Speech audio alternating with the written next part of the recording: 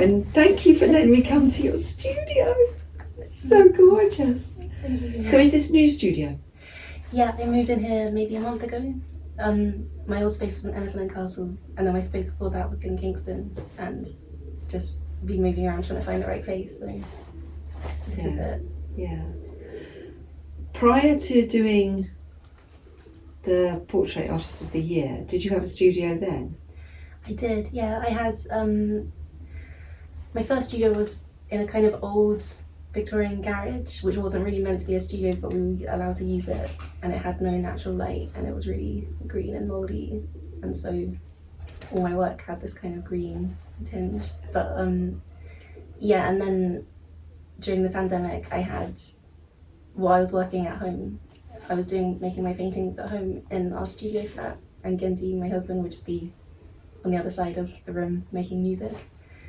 And then and then after that I ended up renting a little studio in Hove, not far from where I was living. So this is the nicest, biggest space that I've had. With natural light. With a really big window, yeah. And lots of pigeons. So many pigeons, which is great because I love pigeons so much. They're so sweet. Yeah, they're having a lovely time up there, aren't they? Yeah. Nesting and everything. So that first studio, the mouldy green one, was that down, because you grew up in Brighton? Yeah. Was that down there? Yeah, that was in Brighton. Yeah, and I shared it with a few people that I went to uni with, so it was nice, but yeah, really cold in winter, and whenever people would come and sit with me, they would always like catch the flu or something, so it just wasn't, had to find somewhere else eventually. And in Brighton, was that where you went to uni? Yeah, I spent a year in Bath doing 1 year, and then I came back to Brighton and I finished my degree there. And yeah, it was painting. It was great. It was challenging in the sense that all my tutors what they were trying to get me to justify, they were just trying to get me to think about why I wanted to paint people and why, and if that was something that was still an important thing to do, and encouraged me to sort of try other things as well, which I did do. So I made some paintings that I really didn't feel great about, but then at the same time I'm glad that I did that, because the moment I left uni and I felt kind of less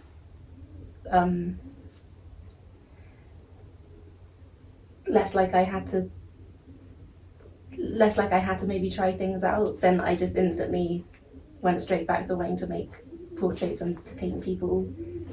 And I think I'm glad that I had that moment where I did honestly try and do other things. But yeah, you are under the spotlight, aren't you, at uni, and you are scrutinised and judged, and that's part of the process. Yeah, in retrospect it's really helpful. It wasn't that fun at the time, but I was trying to take it on board and sort of make the most of it, and because I kind of knew that's what it was. I think the tutors genuinely just didn't like portraiture as well, but that's another challenge. And also that's a thing in the art scene, but it's kind of changing now. I think a portraiture has had, it's been a tricky medium for so long when it's been the art world and the commercialisation of the art world was very difficult. It was for a period very difficult to make money as a portrait artist, so it was very out of vogue and galleries weren't really showing it. But I think just prior to COVID that started to change, and I think Sky Portrait Artist of the Year has definitely had a massive impact on that. I think so too, yeah. I think it's almost like a bit of a historical thing. It's just done such a service to that genre of art. Same with the landscapes, isn't it?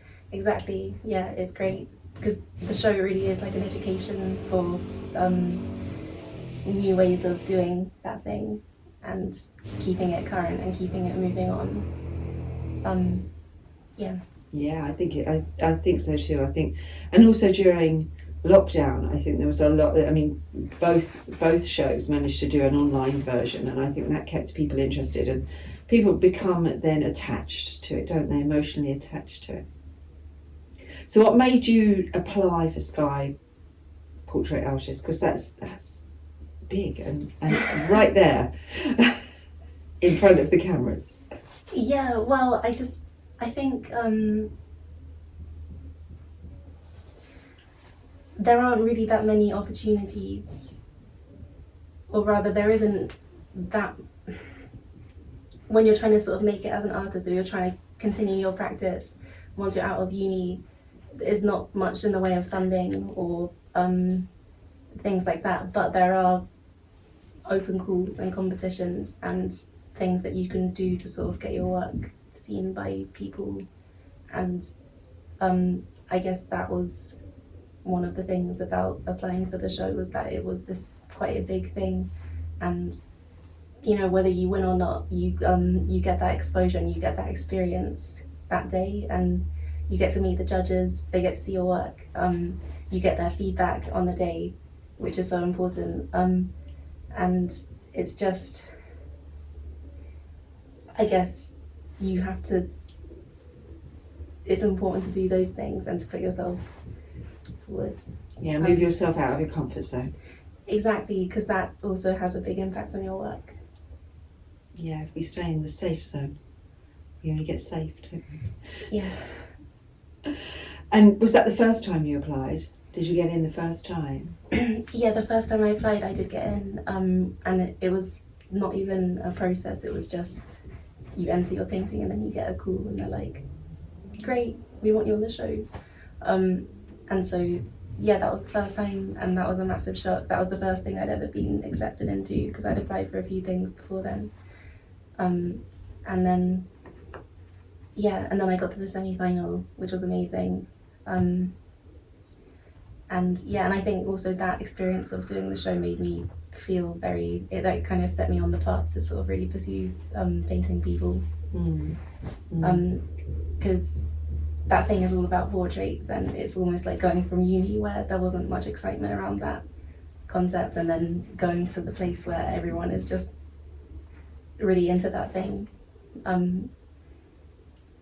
Yeah, and then I just went, and then I applied again because I just thought my work has changed and developed a bit more, and it would be great to have that experience again.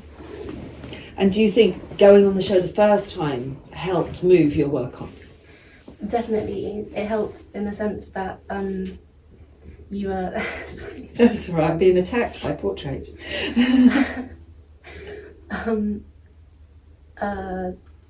Was it? Sorry. Was your work? Did your work? Did it change? Yeah, change after Yes. doing the program the first time. I really think it just helped. I think it helped me focus on it a lot more, but also that experience of painting in that environment, it kind of almost shows you something like it's hard to recreate that environment when you're not there, to have that like adrenaline filled 4 hours where you're painting, and it does kind of pull a different kind of portrait out of you, and you almost don't quite recognize it because it's been made in such a different way, and it's like an example of how you can make different work, and you've got more coming in the future that you don't really know what it's going to be yet, and it made me really excited to just want to keep pursuing it, and to not get too worried about staying in the same place, because it will change and it's just natural, and that's a good thing. You have to be very brave, don't you? To be very brave to go on the show. To go on the show and to do like a 4-hour portrait and be, that's massive scrutinisation.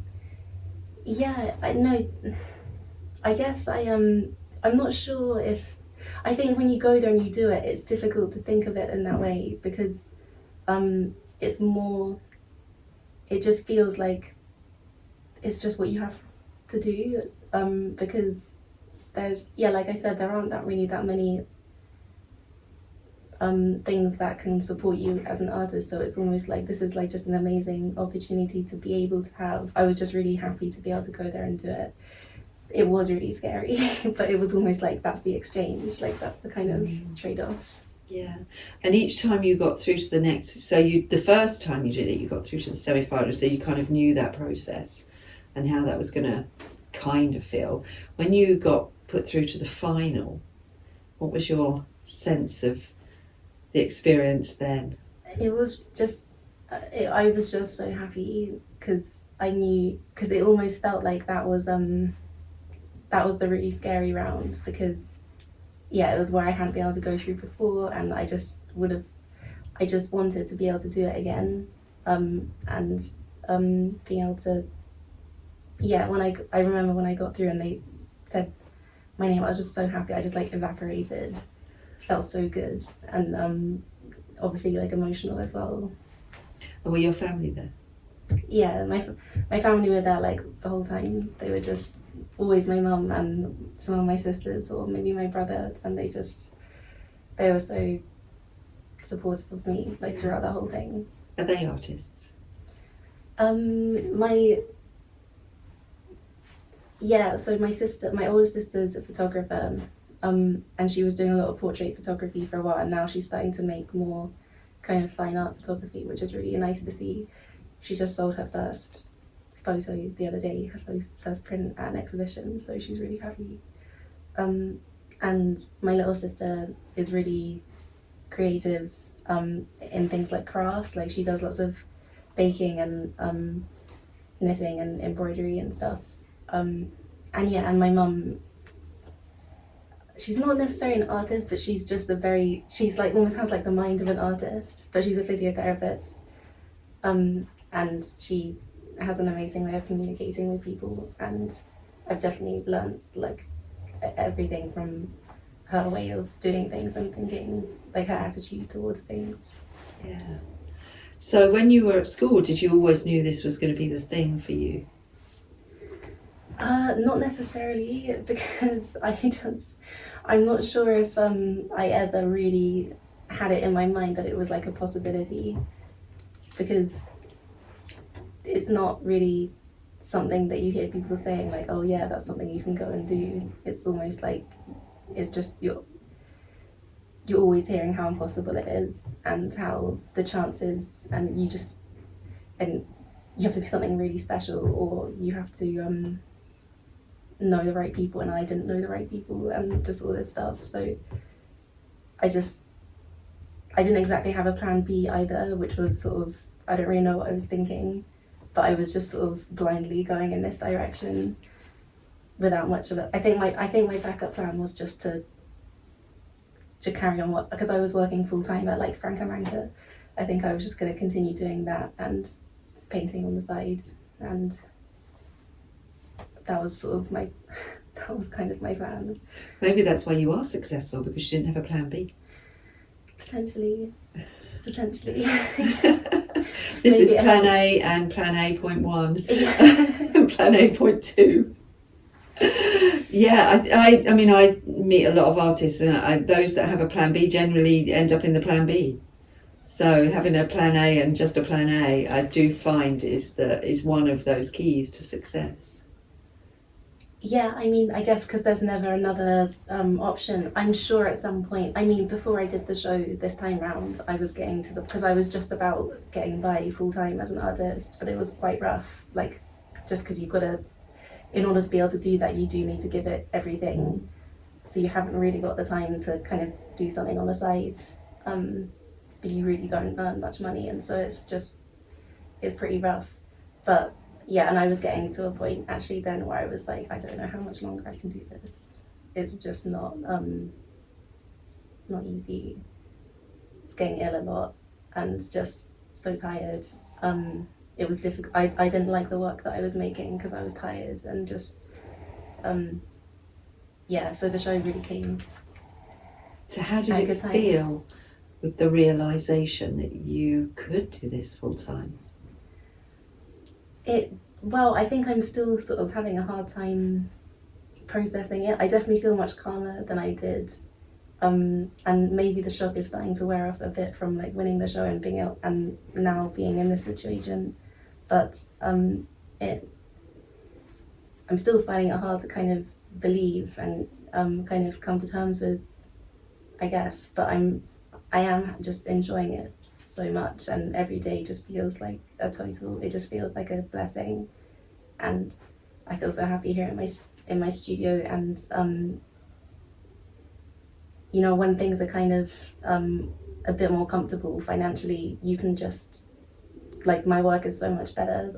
I like my work so much more right now because I've got the space around it to be able to do the thinking and the kind of like growing of the ideas and stuff, because no one understands how that works. You just need to let it happen somehow, and it's difficult when you're having to like hustle all the time. And yeah, so it makes a big difference when to your work when you just have the time and the space around it. It's a big deal.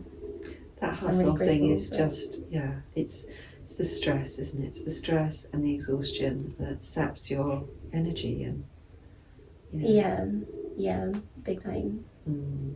And does the show support you afterwards?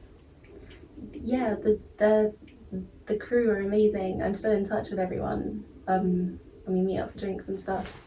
And yeah, the judges are really supportive. They're so, you know, if you write to them with some questions or wanting some advice, they'll get back to you, and that they've got that time for you, which is really nice. Like they actually care about you, and they just love art. So they want you to do well, and it's really nice. Like they're such busy people, and they, you know, the show is almost like a fraction of like their career, and so outside of that they're just doing all kinds of stuff, and but they've always got time for you. They're still hustling like the rest of us. Yeah, they're all doing, absolutely. That's really good to hear. It's like you've got, when you do something like this and you're successful, that you have inbuilt mentors for the rest of your life then, which is a really, joyful thing to have, because a lot of people don't have that, do they? Yeah, exactly. Do you think you would apply for other things? So you applied for this, you know, there's, as you said earlier, there's a lot of things that people can apply for, a lot of things that artists can apply for, you know, out there. Is there other things that you are thinking to apply for or have applied for previously? Yeah, I mean, there are like open calls for exhibitions that I haven't managed. I've missed a few I really wanted to apply for the summer show and like completely missed the deadline. And the Ruth Orchard, I completely missed that too, just because I was really ill for like quite a few months, and I did miss a bunch of things. But yeah, I mean, and I do apply for things like, and I often get, you know, rejections and stuff. It's just sort of normal and part of the thing. People will be very reassured to hear that. It's because it is just one person's opinion or three people's opinion on a particular day. Yeah, and you've got to remember you're up against like so many other artists who are all doing like amazing things, and that's just the way it is. It's normal. It's kind of a good thing in a way, because just it means that you're going to be seeing new art happening all over the place, and that's going to be inspiring, and that's just going to be a nice life to have, having like art happening everywhere. But it doesn't mean it's not disappointing, but also it could be a case of, you know, your work's just not ready yet for that thing, or it's just not right for that gallery or that theme. It's nothing personal, and if anything, it can just be motivation to sort of go back into your work and get it to a place where you want it to be. That's how I try and like see it anyway. It's a very good framing of, I think that's a very healthy way to approach the framing of it, because it is just an opinion or a moment. Exactly, yeah. And have you found that you've been approached by lots of galleries and curators as a consequence of being on the show? I mean, you are suddenly in a position when lots of people have seen your work and they're interested in working with you, and that's a new I had like a bit of a taste of that before, because like I said, I was sort of just about getting by, and I was having, every now and again I'd wake up and I'd have like an exciting email in my inbox and that kind of thing. But yeah, now no, it is on a slightly different level, and it's just like that's sort of part of the thing that I still can't quite. Yeah, it's just a really wonderful way to live. I just feel really lucky and happy that I'm just, making the most of it all.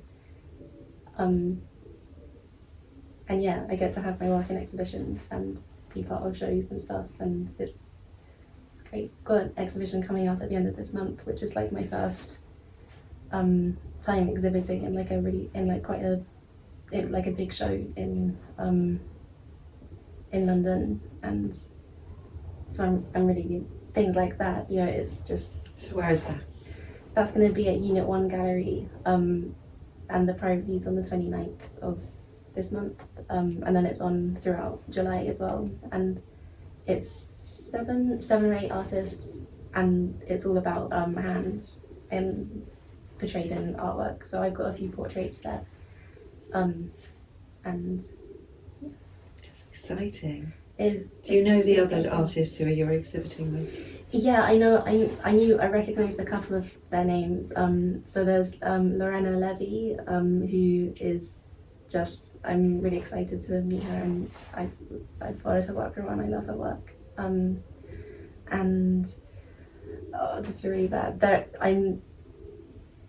are like a handful of really interesting artists there. It's mainly female artists, I think, which is very nice. And yeah. Do you like the concept of showing with other women? I do that. Yeah, I do. And I think it should be okay to say that.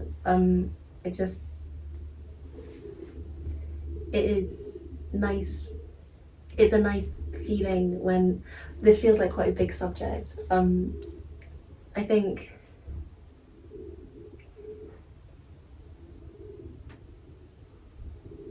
it's something that feels very empowering and powerful, and it feels like just a good thing that's happening. Yeah, I went to the Robert Bowman Gallery, or Bowman Sculpture, the other day, and they were doing The Power of She, an exhibition of all women sculptors, and they had some printmaking as well. And it is a big moment when, in the Katie Hessel, book is doing the rounds with, putting the female back into art. And there's been a long time. It's just been a very short period when women have started to show their work. It hasn't been very long. It's not been very long. And maybe it's easy to forget that sometimes when that's sort of that's been what you've known, and even despite that, there's still obviously like a way to go. And obviously the world is the way it is for like all kinds of reasons, and like human nature, and just it's complicated, but doesn't mean we can't improve things and make it sort of better for everyone. So it's just and it's amazing with the Katie Hessel book, and like a few years ago, Kathleen Soriano actually released a book which was a kind of a similar. So like people have been trying to get this to happen. Yeah, and I love the fact that Kathleen as well is like lead chair of the Liverpool Biennale, and that's massive, having a woman leading such an important, groundbreaking event. And there's plenty of room for everyone. There's room for everyone, right? Like there's no one needs to be afraid. It's all kind of exactly. I love that. I like that as a phrase. Yeah, there's plenty of room for everyone. That's kind of familiar things I find myself saying quite a lot, which is there's no rush. You won't miss out. There's plenty of room for everyone. There is. And at the moment, if that's a trend where you can be in all female exhibitions and lift each other up and empower each other, I think there's absolutely no harm in that. Yeah, exactly. Collaboration is really important, I think, in the art world, whether it's with all men or women, mixture of the both. I think collaboration, working together. That's and I really love that attitude too, because again, you know, and sometimes it can be a bit like that, and it's, on one hand, like, you know, I can understand that because it's a precious thing and you kind of want to hold on to it, but it's, I think if you believe in your work and you believe that it deserves a place and like it's saying something, then you shouldn't be afraid of someone taking that from you by having their work in the same space or something, because that, if anything, that just shows maybe you just, you know, need to believe a bit more in what you're doing. And if you think it can be taken from you so easily. Yeah, being gracious and humble. Yeah, and it's what you know, and Curtis Holder, is what he talks about all the time. He's always like, you know, lift people up, like lift each other up and help when you can and support each other when you can. Like, absolutely. Why not? Why would you not do that? We're all on this life journey.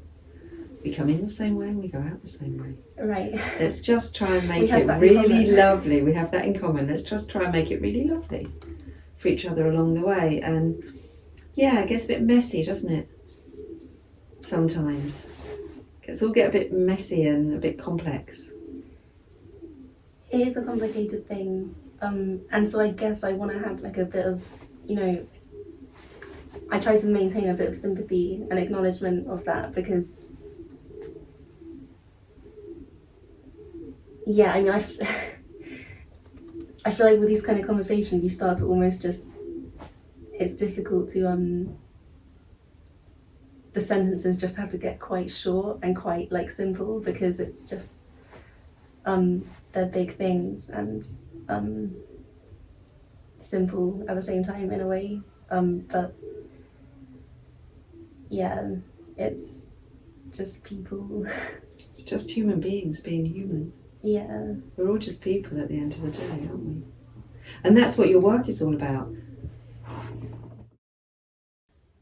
So you were saying that you brought in these models. Did you put out like a call, or did you put out a request for them to come? I did, yeah. I posted, well, I had a handful of people already because I've got friends of mine who've been wanting to do it. I've been talking to them about this project, and so there's a lot of girls my age wanting to do it. And then yeah, and I put something on Instagram, and I had like a really amazing response. Like lots of people wanted to come and do it. And so I think I've got about 15 at the moment, as it stands, about 15 people who have either already come to sit for me or are coming to sit for me. And yeah, so I'm making this huge body of work, which is kind of, it was meant to be, so I've got almost 2 projects at the moment happening, and it was meant to be the nude portraits, and then I'm also doing a series of paintings which are like people sitting on chairs or lying on the sofa, and I'm, because I haven't got a better title for it yet, I'm just calling it like the chair and sofa series, and yeah, and that started to blend, so like the rules are breaking there too, that like the paintings are kind of like starting to blend into each other, so I guess it's all just like one big series of work. But yeah, I've been enjoying making it so much, and I feel like it's going on for like a while, which I'm really happy about. I haven't had the time or the space to be able to do a project like that, an ongoing project like that before, so that's something that I'm just like loving at the moment.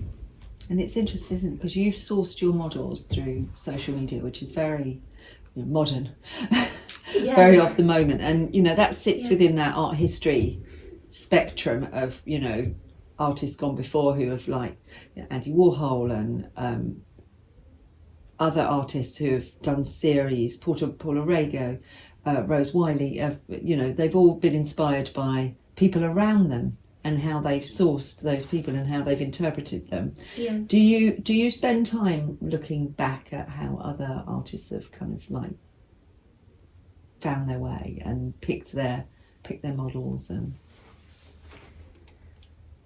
I think it's something that I guess it's interesting in the sense that oh, that's how that person's mind works, or and it feels like quite an intimate thing as well. It's like really just looking at sort of almost away from their personality and just more at their like everyday lifestyle behavior, which from a distance is like just very not to be in it, it's just quite, I find it like endearing, and I just think it's like very, when I started thinking of people in that way, I quite quickly just find them very like, I just think they're very obviously like humans and like adults in their own right, and I've got like so much respect for them, but I just find it's like adorable. Like I just think it's human behavior is just so sort of the way that we do things and like the decisions that we make, and I think because I feel so much of that is sort of governed by our emotional states and things that are happening in our lives, and yeah. And when I look back at the kind of artists that, especially the portrait artists that I really admire, they do tend to be women, and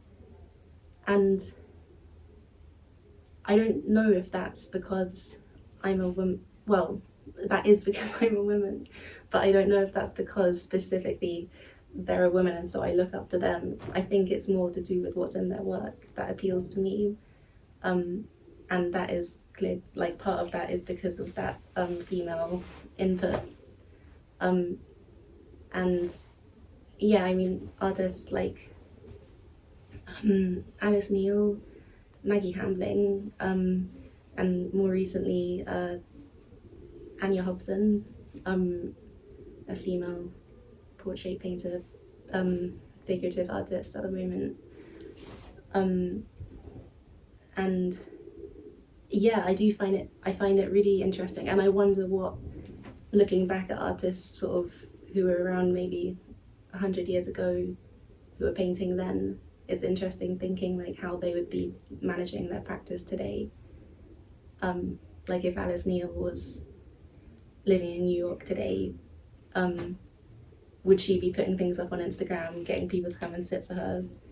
But I mean, I know it can only ever be like a hypothetical thing because there's so much more that goes into it than that. But it's definitely, yeah. I think it's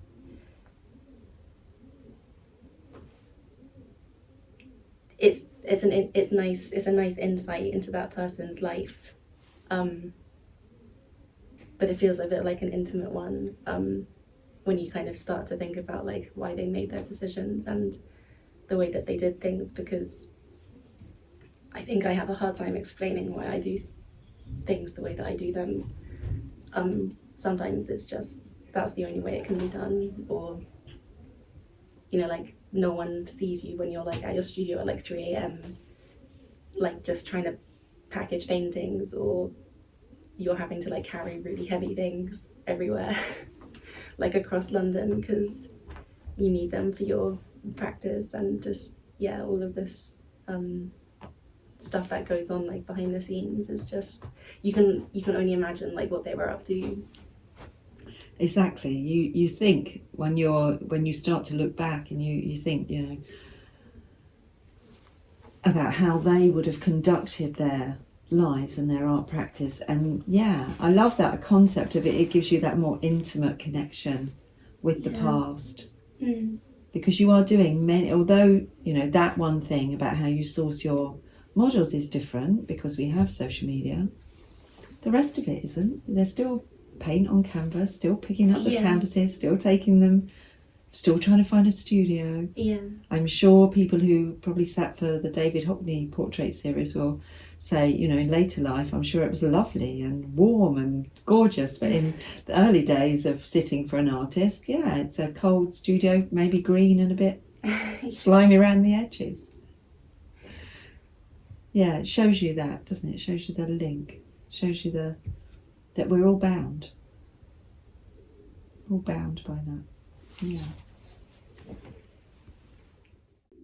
So at the moment, we've got a portrait on the easel, haven't we? This is something you're working on right now. Can you talk us through that, how this commission came about, what it is? Well, this painting is actually something that I'm just doing as part of my own practice, because the thing started when I had an idea that I just wanted to do a series of nude portraits, and part of that is because I have just like a desire to do that, and I love to paint. I just think that those paintings can be done in a really sort of a valuable way and a conscientious way. But I'm also, can't ignore the kind of, the historic, like the weight attached to that thing. And so I started off by getting a bunch of really great people to come and sit for me, who were willing to come and kind of had the conversation about what my intention was with it, and the direction I wanted to be in, like sort of kind of female gazy, and just with a lot of respect for the person and their body, and kind of admiration for it. And so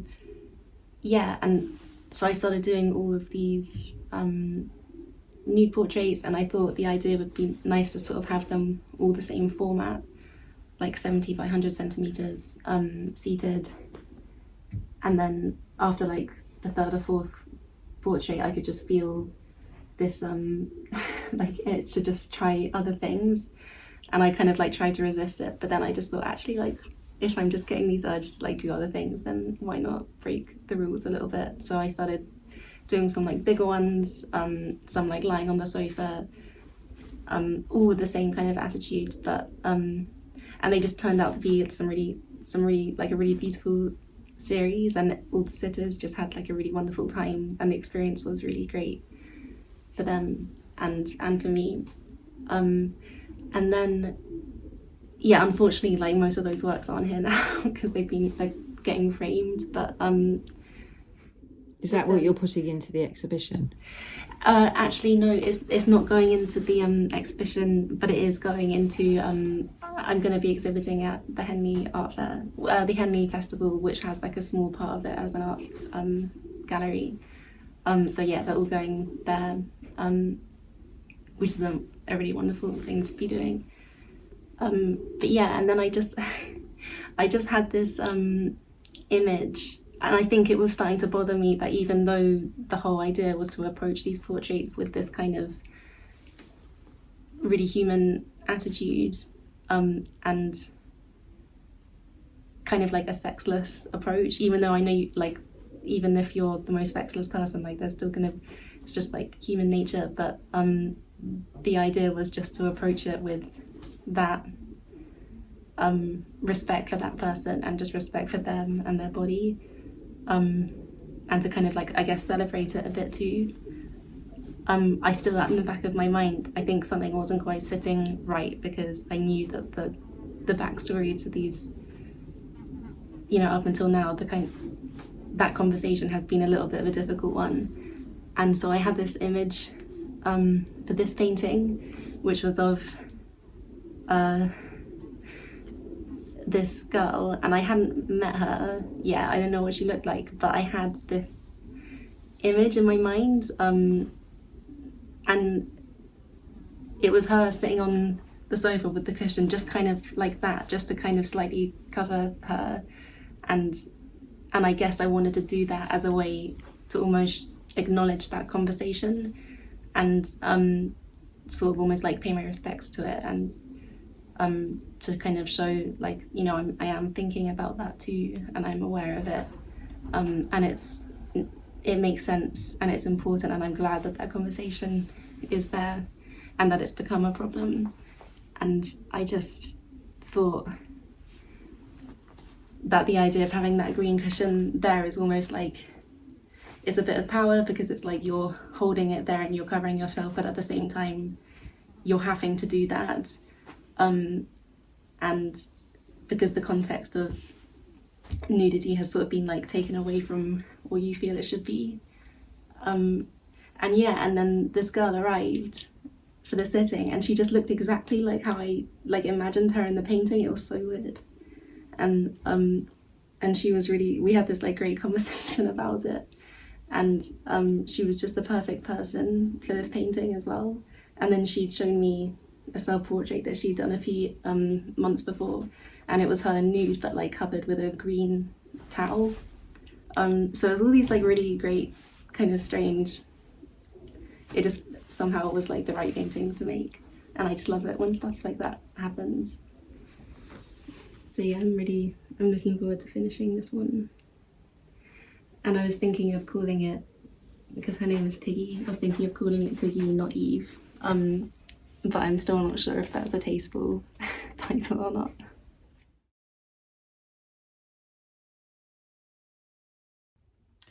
You spoke about your mum earlier, and you were saying about you love the way she frames how she speaks about the world. Is she quite an important role model to you? Yeah, I mean, my mum, she was the one that raised us, and you know, like 4 children in like a little council house in Whittingdean. She was working as a physiotherapist, and somehow like she just, I guess her time wasn't hers, you know, it was like all for us, and she didn't have much of it to herself. And like you kind of understand that to an extent at that age, but then obviously like as you get older you just appreciate more and more like what that must have been for her. And yeah, and obviously she's my mum, like I love her so much. And yeah, I mean, I guess it's just I grew up with like a really strong woman in my life, and that just has done all kinds of things that I probably don't understand the extent of yet, for me and for us, the rest of us as well. So yeah, I guess maybe part of that strange optimism that I have, that things will just be fine and will just be okay, because I do have this weird self-belief that like I will just be able to get myself through things. That obviously comes from her, you know, like making the impossible happen and stuff. So yeah, and she also never tried to make me do something apart from things like eating vegetables. Like she never tried to make me do things that maybe I just didn't feel comfortable doing. If she could tell it wasn't the right thing to do, she would never push me. She might encourage me to try new things, but she wouldn't force me to. But then if I did show interest in things, she would sort of be the one taking me to like violin lessons or karate or like all kinds of stuff. Like she would just really accommodate our interests, like all of us as well. There were 4 of us and we all went to different schools. So yeah. Has she sat for you? She sat for me, not so much recently. I used to draw her when I was younger. She hasn't sat for me properly for a painting, and I think it's because I think we would just both be in tears or something. Like I feel like emotional talking about it now, because yeah, I think I need to ask her to come and sit for me, because she would like straight away. Yeah, I did paint her quickly when I was trying to do like a practice for the show, but I couldn't really focus, and I was like too sort of hyper, like I was too hyped up before the show, so it wasn't really like a very present portrait. But no, basically a really long way of saying no, I haven't done her portrait yet, but I will. Yeah, you need to ask her. I know. Yeah. Yeah. Sounds like that's an important one. It's a milestone portrait. I think so. Yeah. Yeah.